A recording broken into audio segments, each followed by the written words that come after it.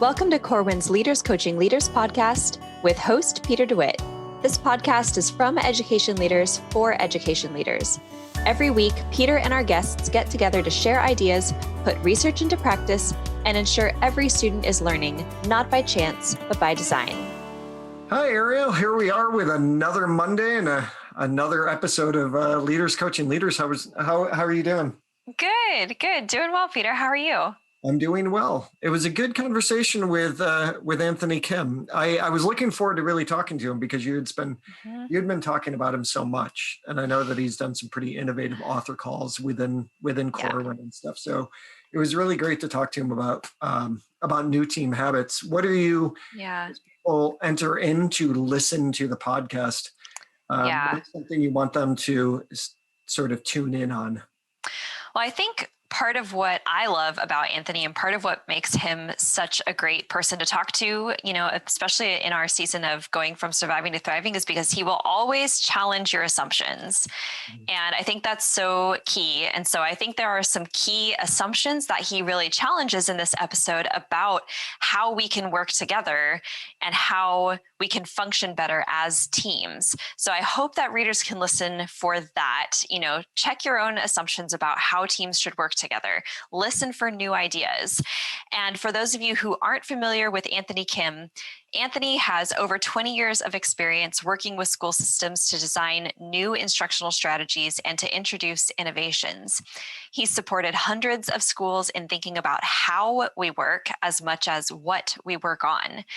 He's the author of the New School Rules and the New Team Habits, and he just has this unique experience in both education and business. So he comes to it from a different lens. And like I said, I think you'll hear some things that might surprise you. Yeah, so give it a listen and we'll meet you on the other side of the interview. So Leaders Coaching Leaders with Anthony Kim. Anthony Kim, welcome to the Leaders Coaching Leaders podcast. It's so great to have you on. Thanks, Peter. I'm glad to be here with you. I'm in Vegas and I know you're in upstate New York. So, it's nice to connect in this way. I've never met. Yeah, exactly. I was excited to talk to you because our mutual friend, editor Ariel Curry, is a big fan of yours. So she talks about you a lot. In fact, she was telling me about how you did a author call many months ago that was pretty fantastic for people, talking about communication and newsletters and all that kind of stuff. So. Oh, yeah. Thank you. Ariel's been great at helping us make sure that not only we get the word out of the New School Rules and the New Team Habits, but also introducing you to other great authors like yourself. So this season has really been about from surviving to thriving. And you have a book called New Team Habits. You have a pretty interesting background, and I know that you do a lot of innovative work when it comes to communication and things like newsletters. So tell me a little bit about the whole idea of what are new team habits? Where did that come from? Yeah, it started with this idea that a noticing I had that educators work incredibly hard. Like, it's unbelievable how hard educators work, all the way from a teacher to a superintendent. And yet, with that effort, we're not getting the kind of the imagined results that we've always wanted to get, right? And so I started thinking, like, why is that the case? What prevents us from getting the results when we put so much effort in? And just I had a few noticings, right? And one of them is how we learn as a team is different than some other organizations. How we meet as a team is very different, and how we implement projects is very different than other industries. And, as you know, like, I've worked in a few other industries before coming into education. And so some of these ideas are learnings that I've had and observations from the work I did in the past, and just wondering why we're not getting the same results in other places. So I want to go back to that. I want to go back to your background in just a minute, but what you just said is something I have a wondering of, actually. You were just talking about the way teams come together in education is very different than what your experience is. But I'm a former, I taught for 11 years. I was a principal for 8 years. And I look at how we come together as a team and I do think it needs to be a little bit different. But much of what you were just saying, how is it different from what your experience has been when it comes to how a team comes together? And how do you, within the work that you're doing, help educators see that what is actually the status quo or the norm for them maybe isn't the right direction to go in? Do those two questions make sense? Yeah, it totally does. And I think the simplest answer is if we take the example of how a movie gets produced, right? We don't, when you produce a movie, you don't bring everybody that's going to be in a movie, all the stakeholders at the beginning of the movie, like from the production of it, the filming to the editing. You don't have everybody along on that journey along the way. But these are $100 million, $500 million productions that are over the course of the year, and people are inserted at different phases of the work as they're needed based off the skill. And so as a result, you can produce and work on multiple things at the same time, and you have the capacity to do it, and you build expertise around it because you're not sitting through the whole process from start to finish. And one of the things that I noticed in some of my meetings with districts has been that everybody kind of starts from the beginning and stays to the end. There are 50 people in a meeting that's been around for 33 years, you know? Yeah, and I think what's interesting about what you're talking about too is the fact that a lot of people in those meetings don't always feel like they have a voice. So they're around for that long period of time, but yet they're a little bit frustrated and resentful as time goes on because they really haven't had a voice in the decision making in the first place. Right, and then you have a little bit of FOMO too because you're just so used to being there, right? Yeah, as a guy who's sat on a lot of strategic planning or whatever way stakeholder group meetings. You're right. There have been lots of times that we sit there and we're a part of the process. And a lot of people will often think, especially within schools, I don't know about other industries, but even when they put stakeholder groups together, people are like, those administrators who put the stakeholder group, they already know what the end result's going to be. This is just smoke and mirrors because, we're just here, but we're really just window dressing to sort of say that we are a part of a stakeholder group, but those administrators already know what they want. How would you see, you talk about things like learning habit, we talk about mistakes, meeting habit, we lead with check-ins, project habit, we kick off work. What do those kind of things actually mean within the way you want school leadership or any leadership team to sort of function? Yeah, I'll just start with the learning habit, right? Especially now with the pandemic and us having experimented with so many things over the course of 18 months and constantly flip-flopping, right? From trying one thing to making like dramatic mistakes to having real successes in different parts. And what the learning habit really talks about is those mistakes are how we learn, right? If you're not actually learning anything if you actually don't make mistakes. I would have an amazing life if I could just like pick up anything without making any mistakes, learn how to play the guitar or, skydive without making mistakes. You do a lot of things, and in order to learn, you make mistakes. And what we're trying to say is be okay with those mistakes as you do this work, understand why you made those mistakes, and then don't make those mistakes again, like know why you're making those mistakes. And so that's the learning habit. The meeting habit is, again, just like we try to just jump into meetings and we got our to-do list of things that we need to cover. And I think one of the things that the pandemic also helped us change is a lot of times we didn't have the water cooler conversations, right? So in order for me to actually reach out to you, I have to be much more intentional and be like, hey, Peter, I do need to talk to you about these things. I'm not just going to walk past you in the hallway and have a conversation that happens to come out, right?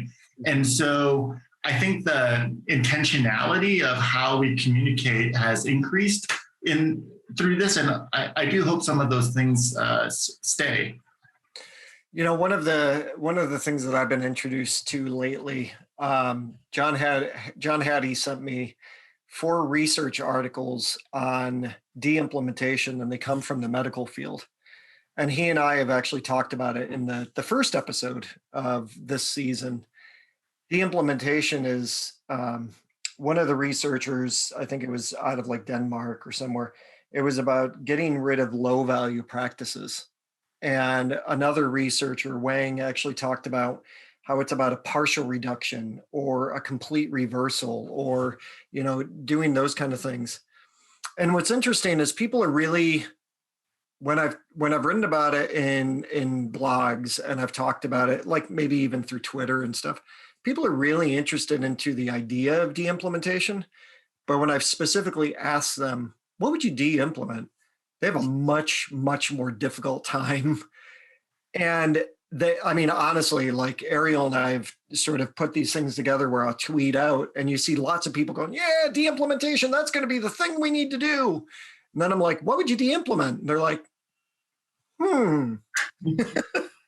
So when you were talking about how in your experience with your background, you've come into these schools and schools come together in this really sort of unique way.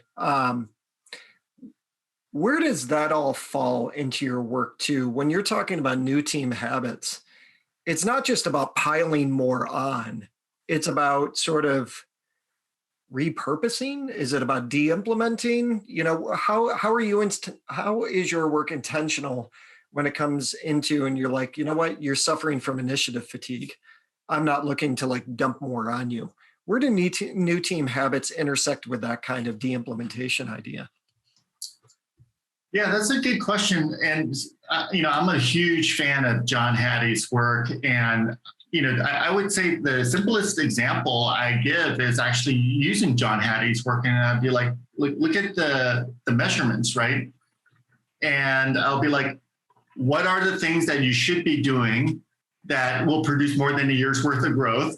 And what are the things that you're currently doing that produces less than a year's worth of growth? And then how much of that are you doing in each of those categories? And once you put that on paper, then people are like, oh. But to your point, like, even though they have that, they're like, but we still need to do homework, right? That's right. And we can't do jigsaw method, or we can't do co-teach because of all of these reasons. But I was like, but your strategic plan says that you want to close the achievement gap, right? And the gap is students below grade level by a couple of years. And so you have to employ tactics that produce more than a year's worth of growth. Yeah. Do you think that when you've actually, I kept saying I was going to come back to it and I haven't.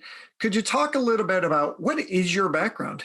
Where is it that you're coming from when you're doing this work? Because I think you have, you clearly you've come from a different sort of career path when we're talking about all of this. So can you tell people a little bit about what your background is?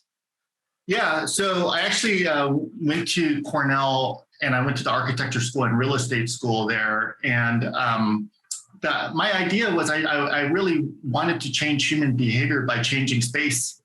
And so when I went to architecture school, that's where I focused a lot of my time. And then I decided I didn't want to be an architect because once you became an architect, bureaucracy came into play, right, with building codes and things like that. So I went into finance, and then after finance, I ended up in the entertainment industry, in the concert business. I started a company doing that, and I ended up doing a lot of corporate events in Silicon Valley, which is where I was based. And the way we secured facilities was by working with college campuses, using all the unused facilities at college campuses. But through that experience, I had the opportunity to work on really interesting projects. Like when Apple launched the first iMac, we were part of orchestrating that event. And when Pixar launched Bugs Life, we did the world premiere as an event manager. And through that, some of the college presidents that I worked with asked us to help them manage their projects because they saw that we were able to execute these like very high stakes events. Mm-hmm. super efficiently with very little information, but we had these methods and procedures, and they needed the same kind of effectiveness for their projects. And so we started doing that. And that's how I got into kind of the business that I do now, consulting for school systems, helping with project management, helping implement vision, helping do innovative things. And so what we found is that there is a way to work, right? There is a way to do things. And it sometimes we could stifle ourselves by wanting to have everybody at the table at every single point. But if you really have trust in an organization, I like when you work with Ariel, like I totally trust Ariel as an editor. So I don't need to be in every meeting she has about the books that I publish, right? It would be very ineffective. Although I would like to know what she says about us. Yeah. So it's the same thing to me. Is like, I do my part of the book. She tells me, she orchestrates all the phases, but I'm very clear on what the phases are. Yeah. And I insert myself when I'm needed, and then it keeps me informed. But then I don't have to be part of all of the conversations. And as a result, like it's more effective. And I think we need to do more of that. I know you're really good at communication, because that was definitely one of the things that you talked about on an author call one time. So if I'm not going to be a part of the team, right? And you talked about FOMO, the fear of missing out, and some of us definitely have that. Like, what are they talking about in there? How do you suggest that teams communicate what they're doing so those people on the outside don't, and I'm quoting, quote unquote, outside, don't feel like they have to be in all of those meetings? Yeah, it's interesting. I kind of look at it more like how advertising works, right?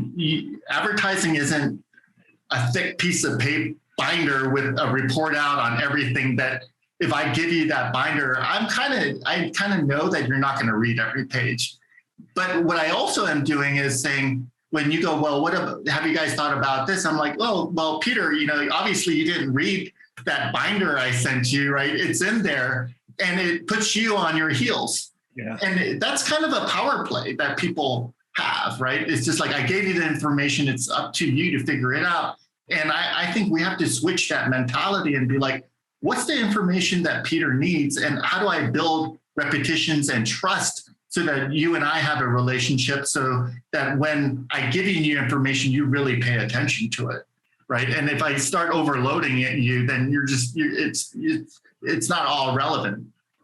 It almost sounds like the marketing of it. I remember, because I work with a lot of instructional coaches, and every time I work with them, they're like, so how do I get people to want to work with me? And I'm like, it's in the marketing. Like, you have to, how are you selling your position at the faculty meeting? Or how are you promoting your position so people come to maybe some morning meeting where they're going to learn about what they do?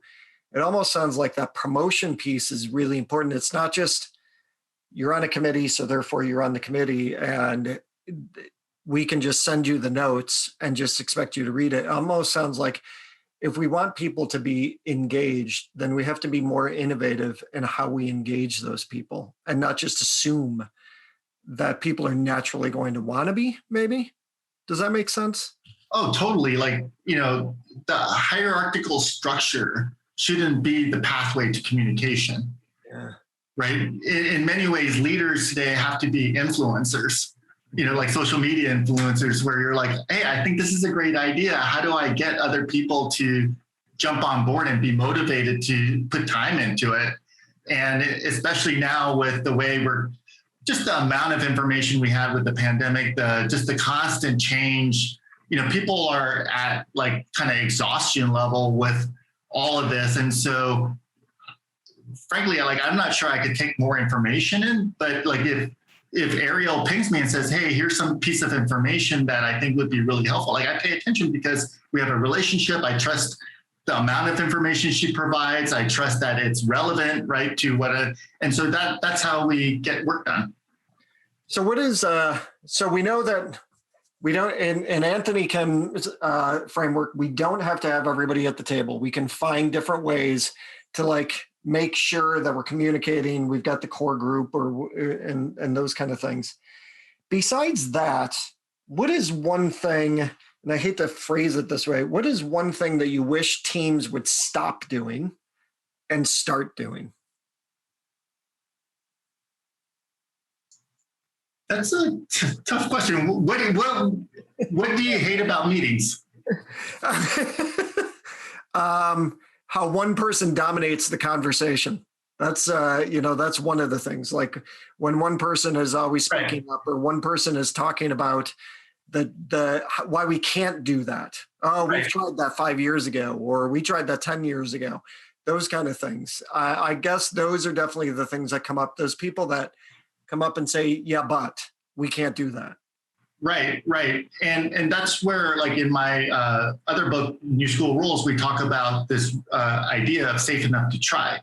Yeah. Because what does happen in those meetings is I come to your meeting, Peter, and I'm like, hey, I got this great idea to engage the community, and I'm excited to do this. I got a couple of people on my team to go off and do it. And then what happens is everybody around the table feels like it's their job to tell me what I'm not thinking about and why it's a bad idea and how they did it before and all of these things. And that used to be a lot more effective then. But now, especially what I noticed in the pandemic is that people generally couldn't use that response, right? It was actually pretty hard for them to say, well, we've done that before. And so people just went off and did stuff and then figured it out. And that was kind of the interesting thing about how I saw just all of the different schools act on different things, and they learned and they shared. And as a result, like I think they grew in different ways as a team. And that's the part that I think we need to shift towards, is like, it shouldn't be my responsibility to defend why we shouldn't do something. I'm motivated to do something. If it's a reasonably good idea, I should be able to go off and do it. But what happens is people like kind of demotivate me by the way they question. And as a result, I try to kind of create a common denominator of how we're going to do this. And then I lose interest in it myself. And then it just becomes deflating. Yeah, I remember as a teacher, I was going to do this school-wide project. And, anytime you're going to do a school-wide you learn a lot as an administrative intern about what you should do and what you shouldn't do. But we were going to do the school-wide project. So I was going to meet everybody on a Thursday morning, and 2 teachers came, and they came just to tell me why I shouldn't be doing it. I mean, that was their only role when they showed up. And that was pretty deflating, but we still did it. And it was this huge cultural fair because it was a very diverse school. And we had more parents show up than ever before, which was fantastic. But it was just interesting to me. And those 2 teachers like caught steam and really loved it. But at first it just amazed me that they came in just to say why I shouldn't be doing it. It was almost like they tried to double team me. So that was just always interesting. And it was definitely a good learning curve. What is, as we wrap up, what is something I didn't ask you about the book and about your work that you wish that I did? I think that we talk a little bit about habits. The title has habits. But I think what people don't realize is that there's habits that you as a leader or as an individual have, the things that you do every day that really make a difference in your organization. So like you mentioned, like it'd be nice if people didn't talk the whole time in a meeting and hog up the whole meeting. Like it'd be nice if it was more inclusive, and the habits that your leaders put in place to allow people to talk, create the culture. But I think the other thing to remember is that what you're trying to do is create ripples, right? So, the things that you do have an impact on other people and how other people react with others. And so in order for us to do this work at scale, because education requires work at scale, that we have to understand that the things that we want to do and we do every day have a ripple effect, not only on our teams, but the students that receive the end result. I really like that. I really, really like that. So I'm glad that you said that, because that whole idea of the ripple effect, I think you're right. A lot of school leaders or even just a lot of teachers working with students don't understand that their words can really impact that, and they can send a ripple in a positive or a negative way, right? So I really, and sometimes I always talk in the leadership work that I do about being proactive as opposed to being reactive. It's not that we can't be reactive, because there are times we just are going to be, but that whole idea of proactive, and I think what you just said is really important, and an important reason why that is something we need to keep in mind, is that ripple effect. What ripple effect are you going to create, in your school? And I think your work around new team habits can certainly have an impact on that, because so often too, and another reason why I think your work is so important, is that what we know is that school leaders feel an incredible amount of stress and anxiety. They research was showing it well before COVID, but it's certainly showing it during COVID.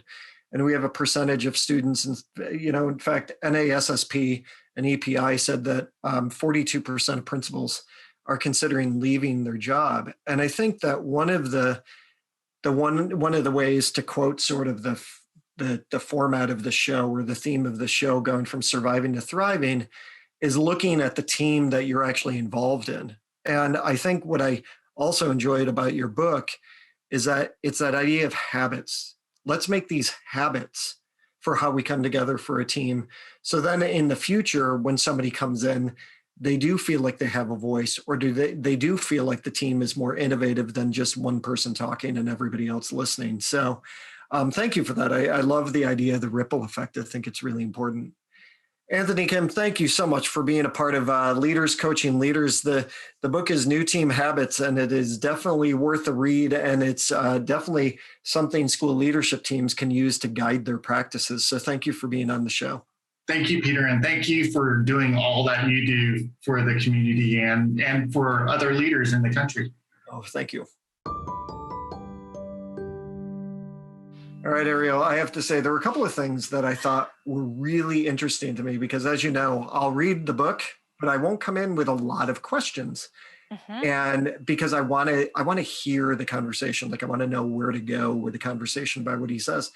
So when he first spoke at the beginning and said, coming from outside of education, I went in and these meetings were all this one way. And he said, I thought it was odd. I know that those weren't his exact words, but I thought it was odd how school team meetings run. And I was sitting there going, there were so many times that when you're in a school, you don't think it's odd, right? You just think it's the way school teams run. And doing my own work in collective leader advocacy and looking at school leadership teams, I really liked that he said that. The second thing that I thought was really important, and I know in some level we know this, the ripple effect. I like that he talked about the ripple effect, because it really goes to show how important these conversations are that we have. And when he said that, it made me think of two things. A principal that I worked for that contributed to a pretty hostile school climate. So the ripple effects were very negative. And then a principal that I worked for where they tried to create a positive school climate, and the ripple effects there where I felt like I could be more innovative. So those were really great. And I'm glad that he talked about those. Yeah, completely. I loved that he talked, at the beginning a little bit about mistakes and how we can learn from mistakes. And again, I think that challenging assumptions piece of it, you hear that because he comes from that world of business. And like you said, when you're swimming in that water, you don't really notice the environment that you're in until you get removed from it. And that's where the power of someone like Anthony Kim comes in and is able to say, hey guys, there's something in this water that's not right.